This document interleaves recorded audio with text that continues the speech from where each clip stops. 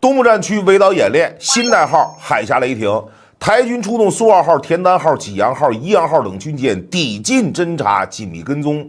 用台媒的说法呢，这个就叫激烈对峙。但实际上既不激烈，也没有对峙，而是大陆海空一体化、联合封锁，一切的主动权都在大陆。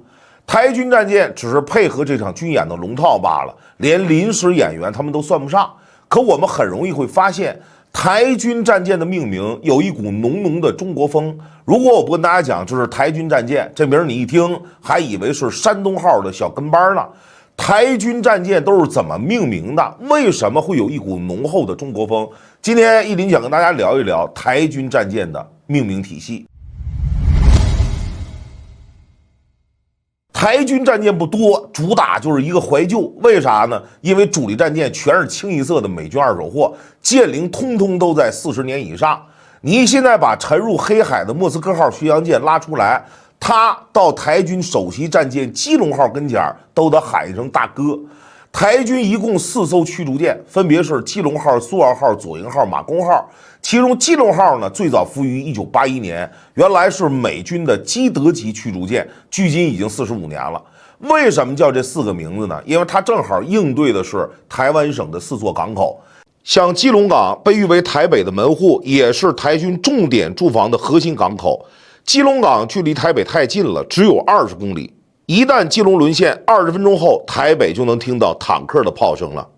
苏澳港呢，位于台湾的东北方向宜兰县，这是台军的一个重要后勤基地。要是赖清德他想逃跑，那最好的逃跑路线一定是绕过台北的桃园机场，转从宜兰机场起飞，伪装成民航航班飞向日本。左营港呢就在高雄了，它是台湾省唯一的军事专用港口。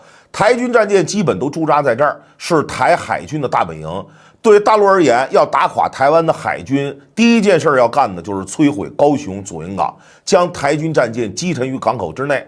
马公港是一个外围的港口，也是台军防线的一个前沿阵地。这个马公就是澎湖啊，马公岛也叫澎湖岛。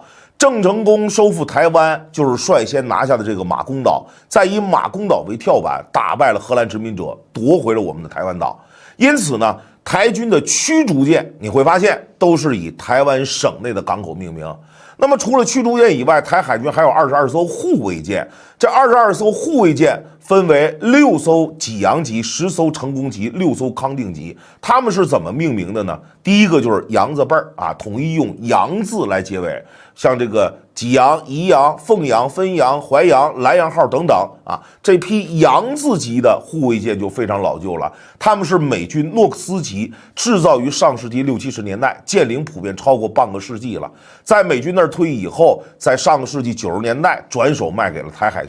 有2艘现在已经退役了，剩余6艘仍在服役。论辈分，这些都是爷爷辈儿的老古董战舰了。第二个呢，是以英雄人物命名，比如郑成功号、郑和号、田单号、岳飞号、班超号、明传号等等啊，这些名字都是以中华历史上响当当的大人物。其中刘铭传就是清王朝收复台湾以后任命的第一任福建台湾巡抚。那个时候台湾第一次被设立为省，但与福建一体化管辖。第3个是以大陆城市命名，康定级原本属于法国拉菲级护卫舰，一共6艘，分别被命名为康定号、西宁号、昆明号、迪化号、武昌号以及承德号。这些都是我们大陆的城市，还跟大陆海军的战舰重名了，对吧？像大陆昆明号和西宁号都是052 D 型神盾舰，在性能上远超台军康定级护卫舰。那么在小型的巡逻艇上，台海军则采取了江字辈的命名方式，比如沱江号、塔江号、安江号、万江号等等。台海军中还有山字辈的补给舰，比如武夷山号。其实咱们大陆这边也有武夷山号，但它是一艘坦克登陆舰，专门用来夺岛登陆作战的。台军还有4艘常规潜艇，是以海字命名的，分别是海狮号、海豹号、海龙号和海虎号。其中海狮号和海豹号那是人类史上最为古老的2艘现役潜艇，它们制造于1945年，距今已经80年了。海龙号、海虎号稍微年轻了那么一点，但也服役近40年了。从台军战舰的名字上，大家其实能看得出来，两岸本是一家亲，用的呢都是同一套地理文化体系。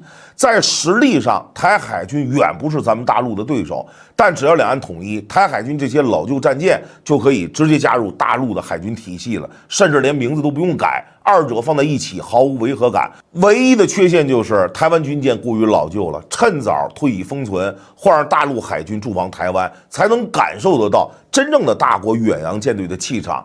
为了台湾的未来，台海军可以下岗了，换大陆海军上岗。